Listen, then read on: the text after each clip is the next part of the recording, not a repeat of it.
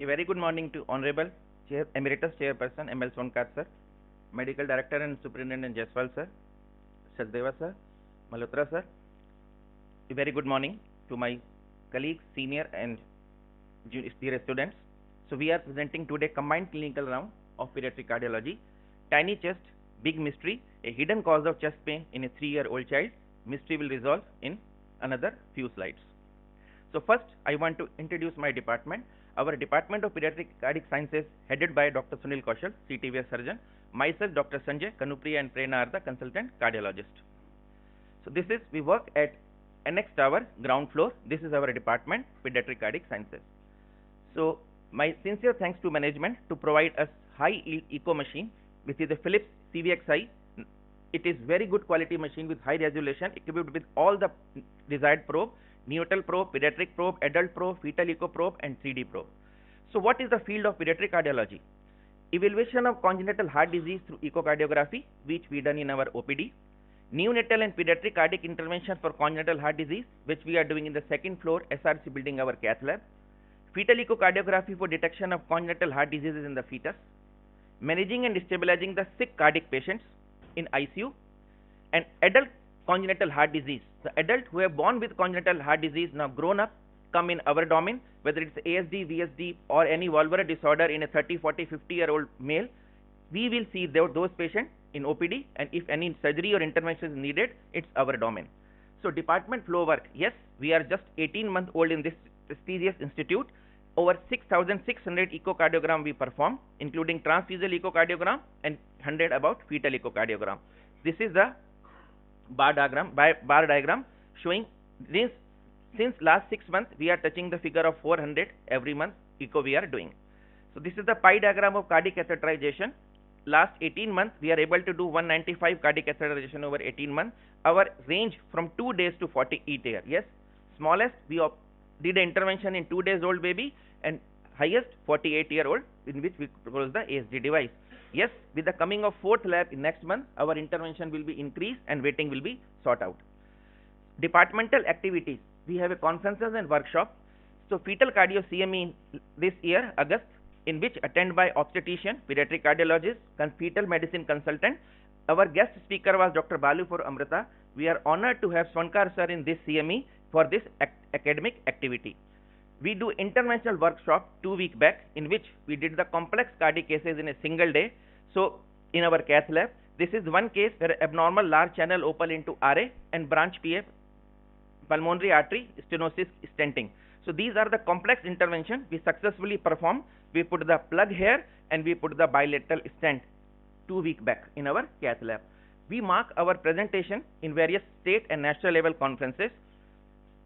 All of 3 were there in Raj CSI Con in Jaipur and Raj Pedicon Bhilwara, where lot of pediatricians are there, and we presented our work in the Mahatma Gandhi amongst the number of pediatricians. Simultaneously, we mark our presence in PCSI Mumbai, Amrita, and another conference in Jaipur. So for that our work, we had achieved some awards also by IAP, JMA, and Mahatma Gandhi Medical College. These awards we got previous year. So we did the outreach OPD. We cover Bikaner, Sikar, Ajmer, Alwar, Tonk, Jhunjhunu, Agra. One of us is going these OPDs. It brings conversion of the patient to Mahatma Gandhi in our OPD and IPD, and simultaneously when we intervene them or do the surgery, they have a satisfaction that they can be followed at their peripheral center. So these peripheral outreach OPD, when we reach to them, it increased the number of conversions in our Mahatma Gandhi hospitals. We did one case which is first in Rajasthan, the PDA stenting in 3-day-old boy. So 2 days old, refer from Ajmer, deeply cyanosed, saturation 60%, diagnosis pulmonary atresia, duct dependent circulation. Life depend upon only this duct. We need to stent this duct, we need to open this duct. We take the child next day in the cath lab, put the stent, and child discharged on the 5th day with saturation 88%. This is the first reported case in Rajasthan in which PDA stenting was done in 3-day-old boy. So this covered in various newspaper and social media. And your clinical work have edge if you publish your work, your data, your research, and we are in the process of that. 1 paper we already published and 5 articles under review. Yes, I again repeat, we are 18 months in this institute. and I promise in subsequent months and year we will come on the more and more papers in which shows our clinical work and data. So now come to our case. I invite Dr. Deepali to begin the case. Dr. Deepali. Thank you, sir. Good morning, respected dignitaries, seniors, and dear colleagues. Myself, Dr. Deepali, a first-year pediatric resident, and today I will be presenting a case on coronary cameral fistula under the valuable guidance of Dr. Sanjay sir. So this is a case of 3.5-year-old male child who is the resident of Nagaur. The information for this case has been provided by the mother, who is the reliable informant. Chief complaints: chest pain since 2 months and pain occurs after running or playing, expressed by crying and placing hand over the chest. History of presenting illness: the child was apparently well until 10 months of age. During an episode of cold and cough, parents took him to a pediatrician in Nagaur. On auscultation, a cardiac murmur was detected, for which 2D echography was advised and was done at Nagaur, which was reported normal. The child remained asymptomatic and active for the next 2 years with no complaints. Around the age of 3 years, parents noticed that after running or playing, the child would suddenly stop playing, cry and place his hand over the chest, indicating chest pain, and these episodes would last for a few minutes and then subside on their own. Due to these symptoms, the parents again took him to a doctor in their local place, and a repeat 2D echo and ECG was done, which was also reported normal, but cardiac murmur was persistent. Negative history: there was no history of recurrent respiratory tract infections, no history of syncope, palpitation, dyspnea and cyanosis, no history of excessive sweating or failure to thrive. There was no family history of congenital heart disease or sudden cardiac death, and no history of fever or chest trauma. Immunization history: the child was immunized for age as per IAP immunization schedule, and BCG mark was present on the left upper arm. Developmental milestones: the child's developmental milestones were assessed in 4 major domains: gross motor, fine motor, social and language, and overall there was no gross delay in achieving milestones in all domains. Dietary history: the child consumes 3 major meals and 2 snacks, indicating a structured dietary pattern. Child's total calorie intake was 1350 kilocalorie per day, but recommended calorie is 1400 kilocalorie per day, indicating 5% calorie deficit, which is clinically insignificant. Family history: the child was born out of non-consanguineous marriage, and there was no history of similar illness in the family on either the paternal or maternal side. In this 3-generational pedigree chart, we can see that there is no cardiac history in the last 2 generations. Socio-economic history: modified Kuppuswamy score was 9, which represents upper-lower class. So to summarize the case, we have a 3.5-year-old male child with normal weight and development having intermittent exertional chest pain for the past few weeks, cardiac murmur detected on physical examination by the pediatrician, and normal echography, echocardiography and ECG, which were performed locally at their hometown. So now, with the above said summary, I would like to ask the audience, what all differentials can we think of?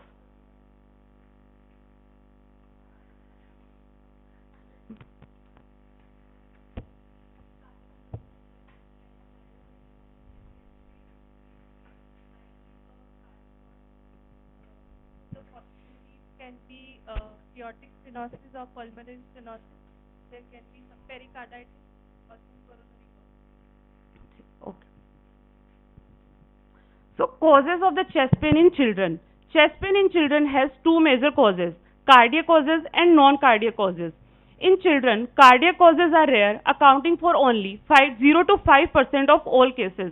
The majority of cases are due to non-cardiac causes.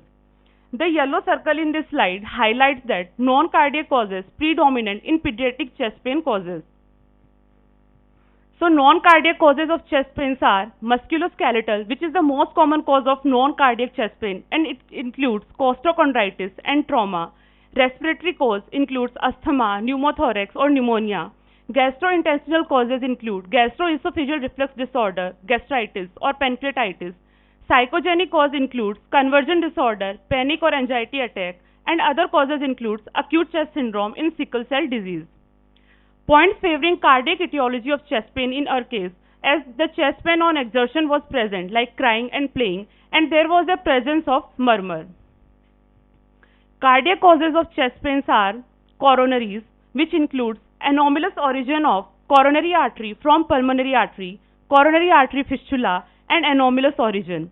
Structural abnormalities include severe aortic stenosis, severe pulmonary stenosis, hypertrophic obstructive cardiomyopathy, and mitral valve prolapse. Inflammatory conditions include pericarditis, which may be viral, bacterial, or rheumatic, post-pericardiotomy syndrome, myocarditis, and Kawasaki disease. Arrhythmias include supraventricular tachycardia and frequent premature ventricular tachycardia. With these all possibilities in mind, we did a general physical and a targeted cardiovascular system examination as well as relevant investigations. General physical examination. The child was conscious, alert, and cooperative. He was comfortably seated in the mother's lap with no signs of distress at rest. Vitals. Pulse was 96 per minute, regular, normal in volume with no radiofemoral delay. Respiratory rate was 28 per minute and regular. Blood pressure was 88 by 60 mmHg. Temperature, the child was afebrile and saturation was 100% on room air. CRT was less than 3 seconds. Anthropometry. Weight of the child was 14 kg, height 98 cm, which was between 25th to 50th percentile, and head circumference was 50 cm, which was normal for age. To continue the general physical examination, head and face was normal in shape, no facial dysmorphism, and eyes appeared normal. On eye examination, there was no icterus and no cataract. Mouth, good oral hygiene was maintained with no ulcer or dental caries noted, and dentition was 20. No scar mark, redness or rash was present over chest. No significant lymphadenopathy was noted, and on hand and feet examination, no clubbing was present. Hydration status was adequate with no signs of dehydration. Systemic examination. Cardiovascular system. On inspection, there was no precordial bulge, no scar mark, no venous prominence was present. No visible impulse over precordium was present.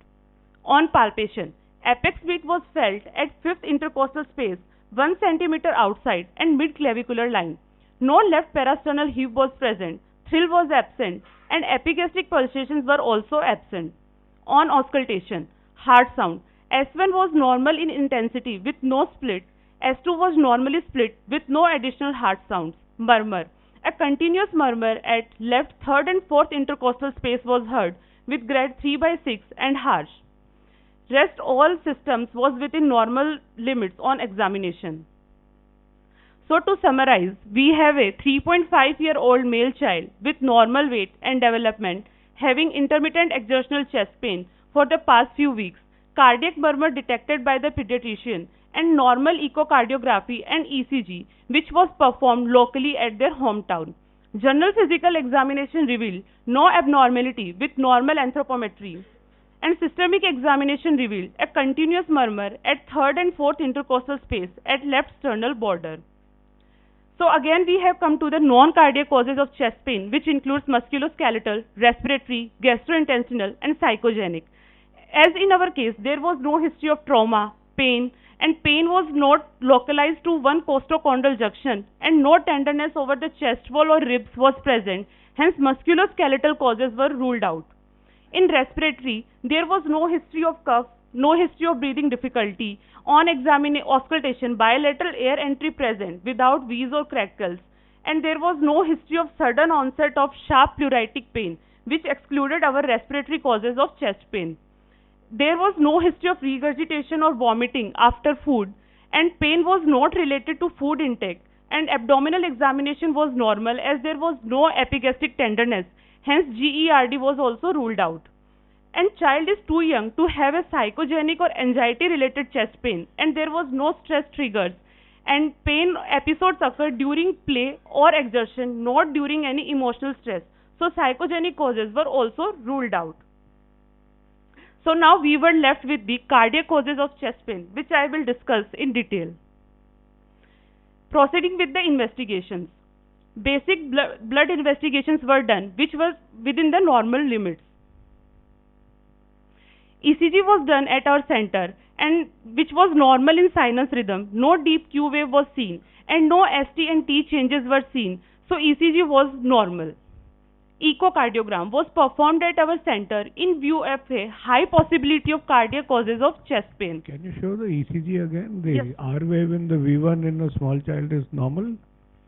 The R wave in V1, is that normal in a child? Yeah. Because in an adult this would mean something different, right?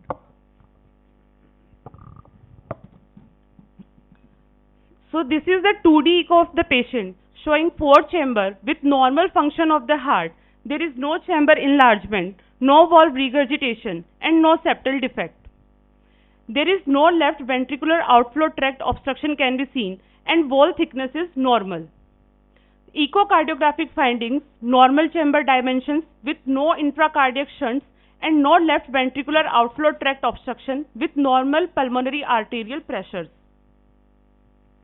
Cardiac causes of chest pain in children. So, structural abnormalities were ruled out on the basis of the 2D echo done at our center, which revealed no gross abnormality with normal wall thickness. And there was no history of the fever, rash, and CBC, CRP, ESR were within normal limits, so inflammatory conditions were also ruled out. And ECG done at our center was also normal, so arrhythmias can also be ruled out. So now at this point of time, we were left with the coronary artery abnormalities. And to detect the coronary artery causes, we need a dedicated echo machine, F12 probe, and a pediatric cardiologist. So we done a coronary imaging. On imaging, we noticed that left main coronary artery was hugely dilated. On further focusing on left main coronary artery, an extra flow can be seen draining out of the dilated left main coronary artery. The other abnormality that we noticed, that some flow was coming to the right ventricular, which was continuous flow. So echocardiographic diagnosis was made of coronary cameral fistula, left main coronary artery to right ventricle. So what next? We need to track the entire course of the fistula from left main artery to right ventricular cavity, and to see the other origin of the coronary arteries like right coronary artery and left circumflex artery. For this, we performed a coronary CT angiogram. Now I would like to invite Dr. Shlok to discuss the findings of coronary CT angiogram. Thank you. Good morning, everyone. Myself, Dr. Shlok Singhal, a first-year radiology resident, and I am here to primarily discuss the CT findings of the case. A 3.5-year-old male child was referred to the Department of Radiodiagnosis from the Pediatric Cardiology Department for a CT coronary angiogram with complaints of chest pain on exertion and echo, which was suggestive of a hugely dilated LMCA, that is, left main coronary artery. Echo in children is usually the initial modality of choice because of its availability, absence of radiation exposure, and ability to rule out other congenital heart diseases. However, the limited field of view and operator dependency may limit the assessment of coronary fistulas. Thus, CT angiogram has become an alternative modality providing detailed anatomical information even in complex cases, and 3D reconstructions enabling detection of related abnormalities. CT angiogram imaging depicts the origin and termination of fistulas, coronary artery dilatations, tortuosity, and heart chamber dilatations. Before discussing our case, I would like to discuss the normal protocol of a CT coronary angio. Adequate sedation is required, which was given by the Department of Anesthesia in our case.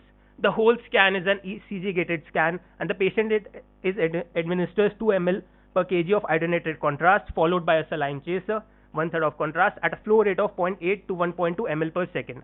Reconstruction of images in predetermined phases of cardiac cycle with best systolic and diastolic phases are obtained. Post-processing is done with tracing of individual arteries, and VR images of the heart and aorta are given, delineating the coronary arteries. Can I ask a question? When you do a CT angio for an adult, you have to reduce the heart rate, right? You give beta blockers. Do you do the same for children also? Do you need to reduce the heart rate? Yes, sir. So you didn't mention that in your protocol, no? Because with the advanced machine, no need to decrease the heart rate. Image can also. Previously, when 64 slide CT was there, we need to give beta blocker for 2-3 days, then sedate the child properly, bring the heart rate in the range of 80, because we did the coronary CT in the ECG gated. So we started beta blocker on the OPD basis, but now as the advancements of machines are increasing, so we can perform the coronary CT, because we need the coronary to delineate properly. We need an ECG gated and proper heart rate. So now with the advanced machine, no need to bring heart rate down as much. Even we can do the CT of the neonate also, heart rate is 140 or 130 with our machine and our radiology department. So you have a separate pediatric CT scan, or it's in our radiology department, right? It's in our radiology department.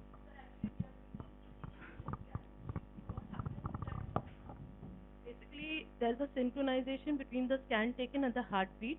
So the images are specifically acquired during the mid-diastolic phase when the cardiac motion is least. So this is what happens. It also reduces the radiation, and then the heartbeat, it is not much dependent on that. That is why we are doing the ECG kit. So we did the CT coronary angio, and this is the CT axial cut showing the origin of the RCA from the right coronary cusp, and this is the origin of LMA from the left coronary cusp, and which appears dilated. And delineating further, we can see it to be communicating with the right ventricle. This is in CT axial cut showing the same LMA appears dilated with possible communication with the right ventricle. For better understanding, this is a schematic diagram. On the normal side, we can see the origin of the RCA from the right cusp and the origin of the LMA from the left cusp, which further divides into the LAD and LCX. In our patient, the LMA appears dilated with tortuous vessel arising from it and extending inferiorly and connecting it to the right ventricle. We can also appreciate how the LAD and LCX are relatively hypoplastic. These are the VR images acquired through post-processing, and these are called as tree VR sequence.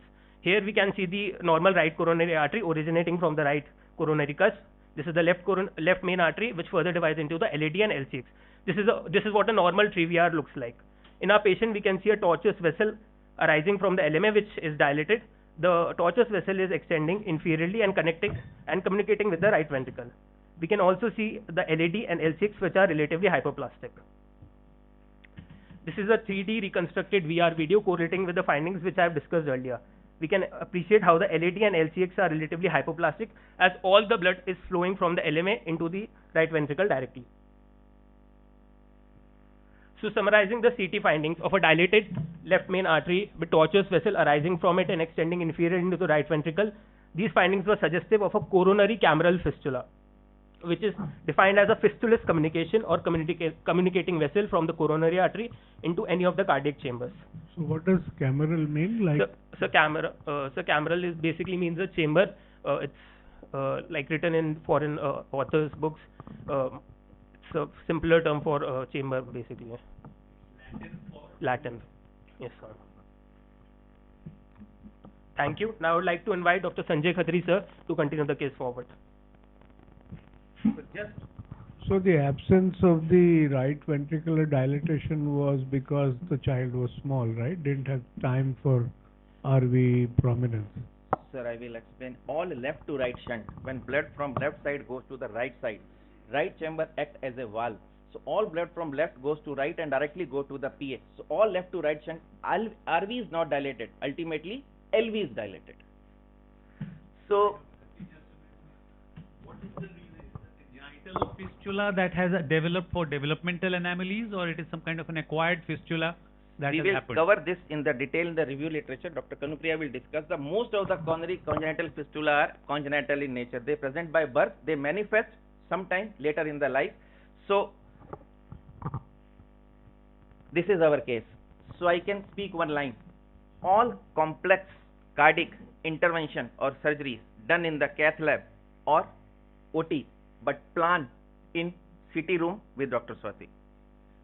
Because planning is very essential to do complex cardiac interventions. So for that, we did CT images. As Shlok demonstrated nicely, you can see the aorta give origin to left main coronary artery. And see this left coronary artery fistulous tract directly open into RV. So all blood is going to RV. What happened?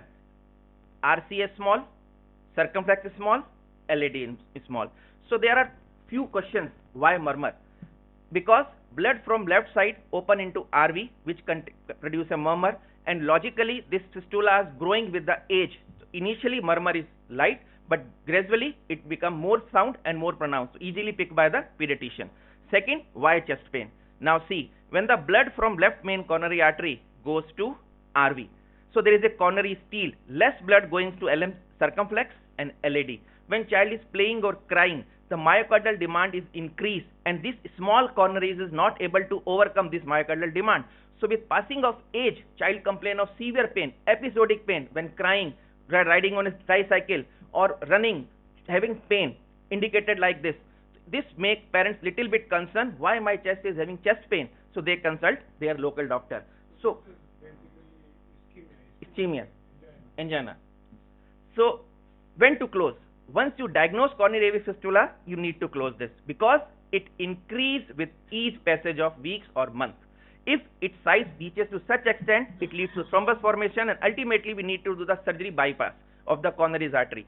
So as soon as you diagnose, try to close this. Yes, adults are doing coronary day and night, but as a pediatric cardiologist, as the cause of chest pain only 2%, we do the coronary interventions. Yes, but it's a very important and tricky investigation intervention in with children, coronary. Now see, role of CT in meticulous planning.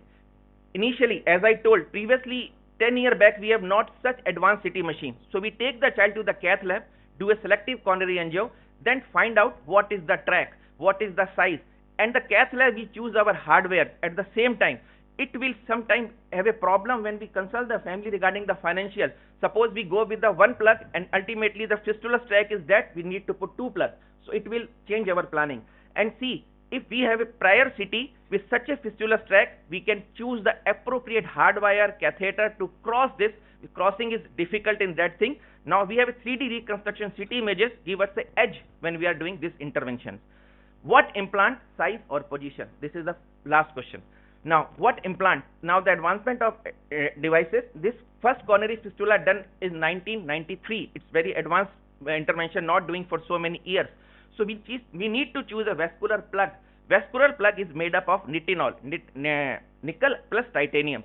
This is a memory. You put in the vessel, it takes the shape of the vessel and rapidly thrombose that vessel. So we choose the nitinol vascular plug. Size depend upon the size of fistula. We take the 1.5 time of the size of fistula. Now come the position. Where you want to put this plug, we need to block this coronary. Safest, put distally here. But if you put distally, then you have a blind chamber in front of that, which is a site for thrombus. So close it proximally, then you need to take care your plug will not block the LMCA or LAD. So circumflex or LAD. So what we choose in between position. We put the plug here, so our proximal chamber is less, which is a potential site for thrombosis, and distal is blocked, which will see during intervention. So these things are kept in the mind when we are taken the child for a coronary intervention. Coronary intervention is easy and bread and butter for adult, but in pediatric always carry a risk. So by keeping all these in mind, we plan this investigation, coronary vascular plug closure of coronary fistula. I invite Dr. Prerna, who with me during the cath lab and we did procedure. She will tell you how we difficulty faced in tracking and putting the vascular plug in this case. Prerna. Thank you, sir. Good morning, everyone. So going ahead, after we counsel the family about the heart disease and after explaining all the risks, we took an informed consent, and as sir mentioned, we planned the cardiac catheterization. It was both for hemodynamic assessment as well as anatomic angiographic delineation and vascular plug closure of the fistula. So initially we started with our oximetry study. This is the basal oximetry study that we performed. Here we can see that the SVC saturations were 72%. Right atrium was also 72. And when we took the saturations in the RV, it was 86. So there is a significant step up or an increase in saturation from RA to RV, which is suggestive of a shunting, an intracardiac shunt at the ventricular level, and there's almost a 12% step up. So it's a significant large intracardiac shunt which is happening at the ventricular level. Going ahead with our procedure, so we initially performed an aortic root angiogram, and this was performed through the femoral artery access. This is a pigtail catheter in the in the aortic sinus, and here we can see this is the fistula which is getting highlighted. So going ahead, before we delineate the individual coronary arteries, so we did an RCA selective angiogram. This is a right coronary artery angiogram through a Judkins right catheter, delineating all the branches of the RCA. We then gave a selective left main coronary artery injection. So when we gave the LMCA injection, you can see in the still image, this is the tortuous fistula which is communicating with the right ventricle getting highlighted over here. This is the small LAD, which is very similar to what we found on our CT. Even the coronary fistula in size, in tortuosity, matched what we saw on CT, and that's why, as sir mentioned, 10 years before, angiogram used to be the gold standard investigation, but with the advent of higher machines, now we perform a CT prior. It helps us reduce our radiation time and plan our procedure and device size. So going ahead, this again is showing the correlation. This is what we found on giving our injection, and this was our CT. And where the arrow is pointed here, somewhere in the mid segment is where we plan to put the vascular plug, because distally we would have a very large blind segment. Also, this tortuosity would be very difficult to cross, which I will show in future. And another thing is, if we go very close, very proximally we block the fistula, we have risk of blocking the left anterior descending or the branches of the coronaries. So the most important thing when we are doing plug closure or device closure is that we don't compromise any of the coronary arteries or its branches.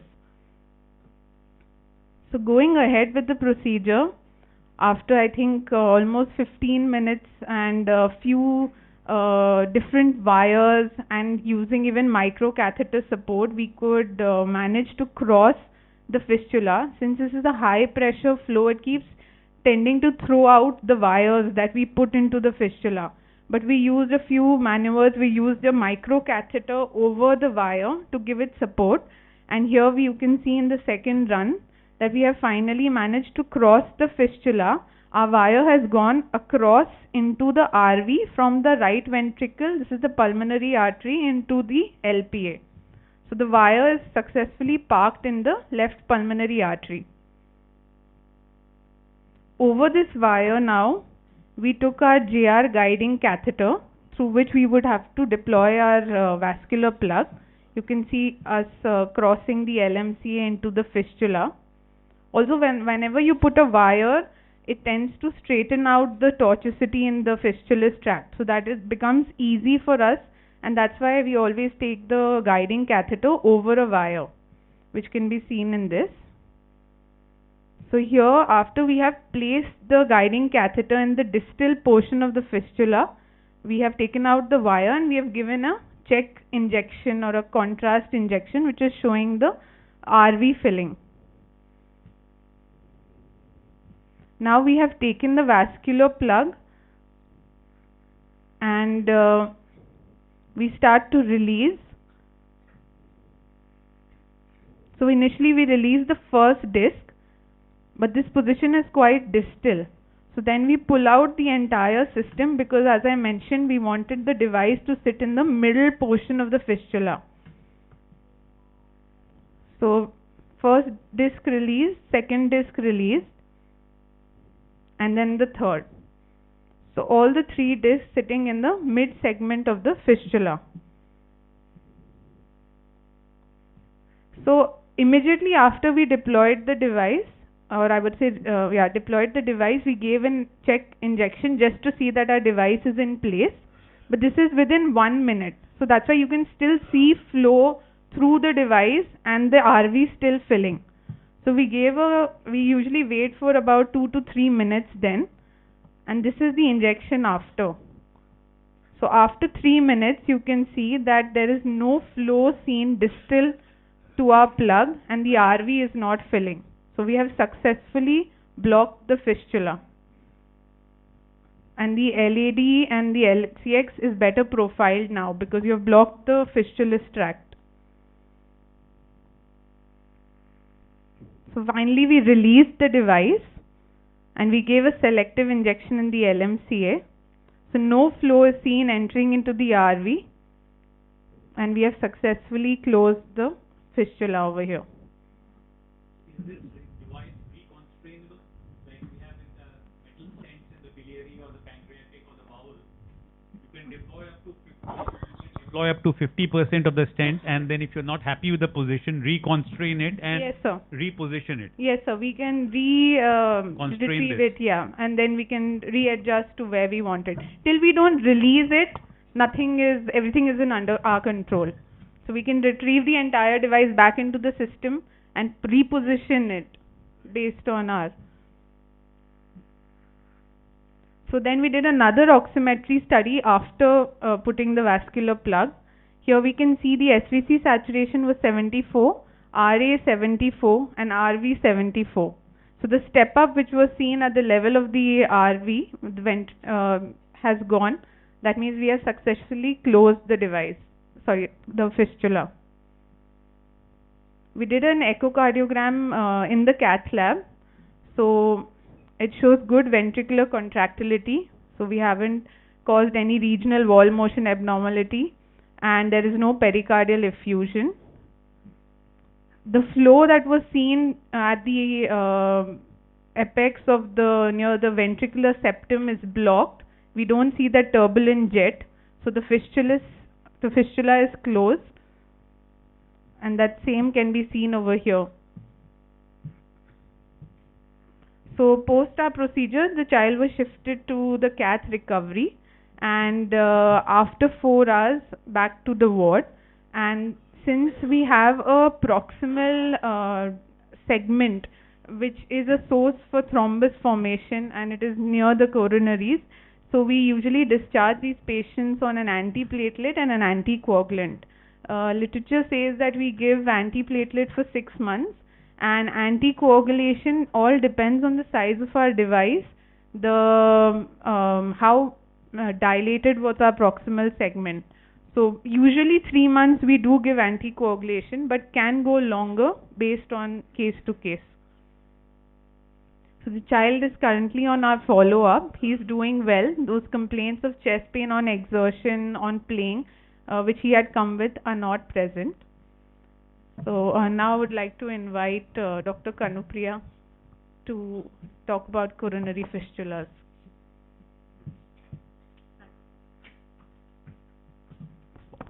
Thank you, Dr. Prerna.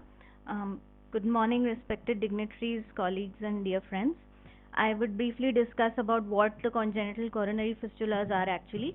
So here is a pictorial diagram of the coronary artery anatomy. We can see there is a right system and a left system. The right system comes off the right sinus of Valsalva of the aortic valve. The left comes off the left sinus of Valsalva. They again divide into various branches and largely supply the right coronary system supplies the right heart and the left coronary system supplies the left heart. So during embryonal life, the primitive myocardium is supplied by sinusoids and is connected to the primitive tubular heart. These sinusoids are later transformed into basilar vessels and capillaries, and failure of regression of any of these sinusoids can lead to fistulous communication between coronary arteries and other cardiac structures. So here we can see this is a mesh of vessels that is surrounding the entire epicardium. Some of these cells start becoming differentiated into mesenchymal cells and start developing coronaries, which further undergo remodeling and then establish the coronary artery system as we know it. So congenital coronary artery fistulae are direct communications between a coronary artery and any one of the cardiac chambers, the coronary sinus, or any site of systemic or pulmonary venous circulation. So in our case it was the right ventricle, but they can communicate anywhere in the heart or the vessels. And they bypass the myocardial capillary bed. So in essence, the coronary artery origin is normal, but through the fistula, the termination is abnormal. The most common type is a single fistula from the left system with the site of drainage typically either into the right ventricle or the right atrium, and it's a very rare disease to have in pediatrics or in general, with the incidence of about 0.1 to 0.2% in general population. All this incidence is from adult studies. We do not have any studies depicting incidence in children or pediatrics. So progressive, whatever size they may be, but it has been shown that they progressively increase.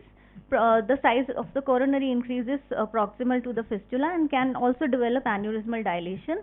Large fistulae can lead to congestive heart failure, myocardial infarction, thrombus formation in the dilated proximal coronary, infective endocarditis, stroke, and sudden death also. So coronary steel, as Dr. Khatri had already mentioned, so there's a cardinal rule in cardiology that blood follows the path of least resistance. So whenever there's a large fistula, the blood will tend to flow into that fistula, leaving the narrower coronaries because of their size, they provide some resistance. Small fistulas are usually benign and remain clinically silent, and they may also close spontaneously, but the large ones rarely close spontaneously, frequently enlarge with time and cause chest pain, exertional dyspnea, or syncope. So cardinal clinical sign of a coronary fistula which is large enough is a continuous murmur, just like a PDA murmur, but how we can differentiate from a PDA murmur is that the location. So PDA will have a typical location, coronary artery murmur can be anywhere in accordance with where the fistula is. Echocardiogram is the first test that we do. So what we actually see, as was seen in our case also, was the enlargement of proximal coronary artery, dilation of a chamber of termination of fistula. So there was a question that why the RV or LV was not enlarged. It was because the exit point of the fistula was very small. The shunt was not really that large. So there was no chamber enlargement because of that. And continuous high velocity signal. And it can also cause volume overload on the cardiac chamber if the exit of the fistula is large enough to give a large left to right shunt. So cardiac CT, as was done in our case, it gives us the precise origin termination course of fistula, and we are really thankful to the radiology department of our hospital for impeccable diagnosis always. And the test that is rarely done is also a cardiac MRI. It would give a little more information than the CT, but really not required, especially in pediatrics. So can I ask a question, ma'am? Like this fistula was missed in 2-3 routine echocardiograms, right? Yes, that is because we see the valve and the chambers and we don't see, look at the vessels. Yes, right? sir. So when we do a pediatric echocardiogram, we also focus on the coronaries. The adult people who do adult echocardiography, not so much. Yes. So catheterization is the gold standard for complete anatomic, and it's good because at the same sitting we can also close the fistula as we did in our case. Which fistulae should actually be closed depends on evidence of ischemia in the feeder artery territory, arrhythmias which are thought to be related to coronary artery fistula, endarteritis, that is infection of the intima of the artery of intima of the fistula, vessel rupture, cardiac chamber enlargement, congestive heart failure, and ventricular dysfunction. So regards with management, there is no high quality evidence, especially in pediatrics, beyond small case series to guide the management of coronary artery fistula. All the studies that have been done, and the incidence also is mainly in the literature, mainly shows adult studies. And untreated coronary artery fistulas, already mentioned, can lead to MI, endarteritis, cardiac chamber enlargement. So what we actually follow even in pediatrics are the ACC AHA guidelines, which are for adults and updated up to 2018. And according to them, all large coronary fistulae, regardless of symptoms, should be closed, and the small to moderate fistulae with symptoms should be closed. Transcatheter device closure or surgical ligation are the two options, and care must be taken to avoid compromising normal coronary artery and branches. So complications can be thrombus because of the large size and it's a nidus for collection of platelets, compromise of flow to distal branches leading to MI, and intimal stenosis if the patient underwent surgery and can cause post-operative myocardial ischemia. So this is a multi-center study which I found, and it has 4 or 5 centers, including the Mayo Clinic and one from Florida.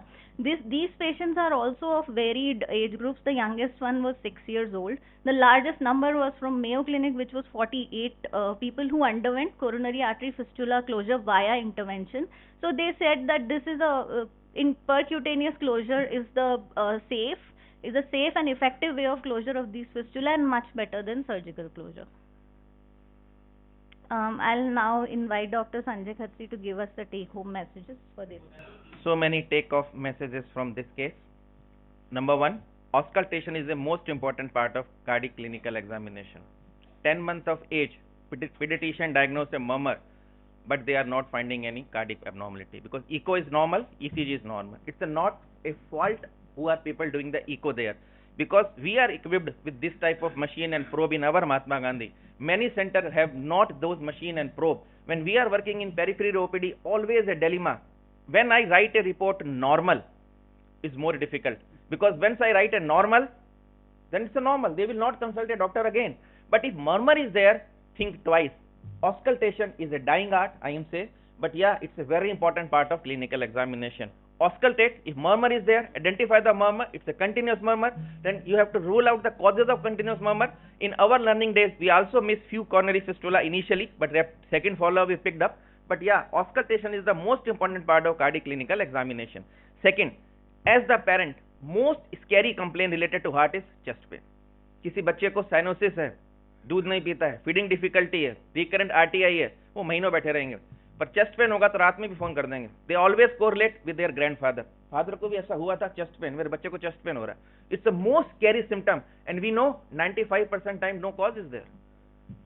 Only 5% time we have a cause. For that, a dedicated echo should be done.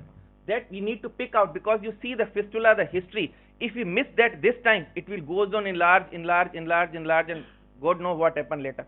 Because it's a 3-year-old child, such a big fistula is there, and echo is normal. The only point which brings them to us, chest pain and presence of a murmur. Then exertional chest pain in a child should be thoroughly investigation.